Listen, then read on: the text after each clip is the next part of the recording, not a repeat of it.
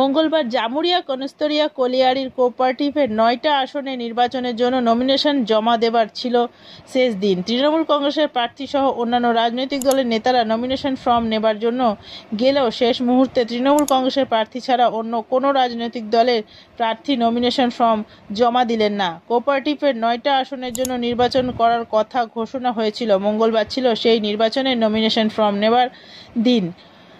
প্রেমপাল সিং সহ ৮ জন প্রার্থী nomination form নেন। বিকেল ৪টা পর্যন্ত অন্য কোনো রাজনৈতিক দলের প্রার্থী নমিনেশন ফর্ম না নেবার কারণে নির্বাচন আধিকারিক বিনা প্রতিদ্বন্দ্বিতায় তৃণমূল কংগ্রেসের প্রার্থীদের জয়ী ঘোষণা করেন। বিজয়ী ঘোষণার সাথে উল্লাসে মেতে ওঠেন প্রেমপাল সিং সহ অন্যান্য প্রার্থীরা। লাড্ডু বিতরণ করা হয়। প্রেমপাল সিং জানান, আজ কনস্তরিয়া কলিয়ারির কোঅপারেটিভের ৯টা আসনে নির্বাচনের জন্য নমিনেশন ফর্ম নেবার দিন। সব রাজনৈতিক দলের প্রার্থীদের ফর্ম নেবার জন্য আবেদন করা হয়েছিল, কিন্তু জনগণ মমতা ব্যানার্জি ও অভিষেক ব্যানার্জিকে দেখে তৃণমূল কংগ্রেসের প্রার্থীদের বিনা প্রতিদ্বন্দ্বিতায় বিজয়ী বানালো। গ্রিন আসানসোল, ক্লিন আসানসোল আমাদের কনস্টিটিউয়েন্সি থেকে আসে পিসিএল আন্ডারে। আজকে কোঅপারেটিভ চুনাव ছিল আমাদের এই কলিয়ারি। সেই মধ্যে আমরা নমিনেশন করেছিলাম, কিন্তু আমরা দেখতে পারলাম কি কোনো বিরোধী পক্ষ নমিনেশন করলো না। আমরা কাউকে বাধা দিলাম না, আমার কোনো ছেলে বাধা দিল না, আমার কোনো পার্টির লোক বাধা দিল না যে আপনি আসুন, আপনি নমিনেশন করুন। আমরা কাউকে রুকলাম না।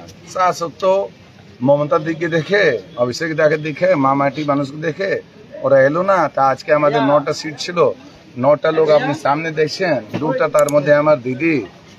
আর আমরা আজকে 9টা সিট আমরা উইন করলাম নির্বিরোধ।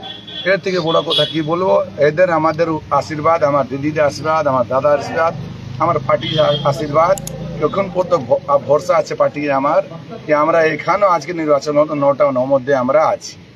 এই জয় কাকে করবেন? এই জয়টা আমরা দিদিকে করবো, আর কাকে করবো? হরিরাম সিং তো পরে আছেন, উনি এমএলএ আছেন, উনি এর সংস্থার মালিক আছেন, लेकिन উনি দিদি আন্ডারে আছেন। তো সেই জন্য আমরা দিদিকে বলবো, তারপরে আমরা বলবো হরিরাম সিং জিন্দাবাদ।